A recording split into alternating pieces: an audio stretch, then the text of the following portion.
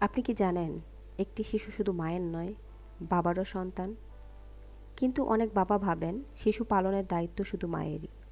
Office শেষে হয়তোবা আপনি মোবাইলে বা টিভিতে মগ্ন হন, আর বাচ্চারা কাছে এলে ধমক দেন। এই সামান্য উদাসীনতাই ভবিষ্যতে অনেক বড় ক্ষতি হয়ে যেতে পারে। আসলে এই ধমক আর অবহেলা শিশুদের মানসিক বিকাশে ভেঙে দেয়।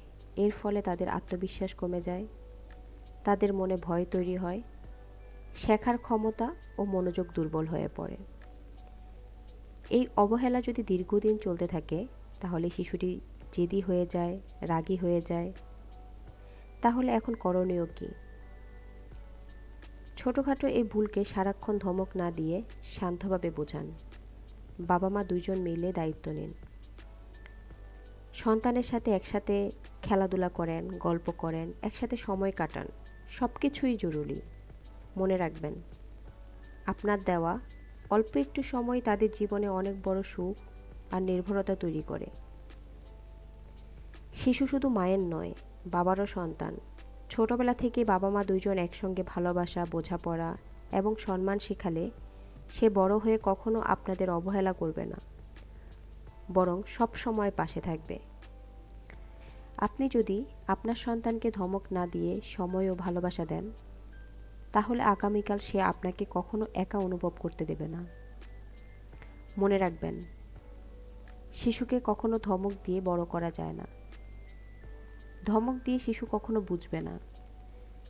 সে অন্যায় করলো, আপনি তাকে শাসন না করে একটু বুঝিয়ে বলুন।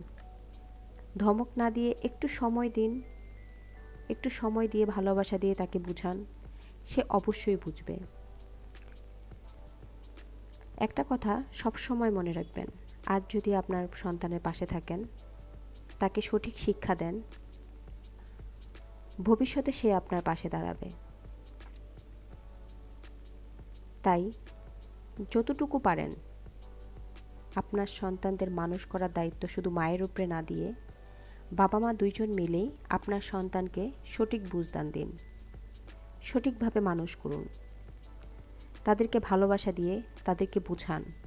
তারা এখনও অবুঝ, তাদেরকে বুঝালে অবশ্যই তারা বুঝবে। আপনার অল্প একটু সময়ই আপনার সন্তানকে আত্মনির্ভরশীল হয়ে উঠাবে। দেখুন, আমাদের সমাজে অনেক বাবা মা বৃদ্ধাশ্রমে একা থাকেন। এটা শুধু সময়ের অভাব নয়, ছোটবেলা থেকে দায়িত্ব, ভালোবাসা, সম্মান শেখার অভাবের ফল।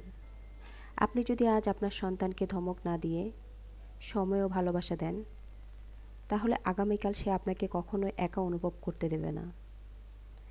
তাই আপনার সন্তানকে ধমক নয়, একটু সময় দিন, একটু ভালোবাসা দিন।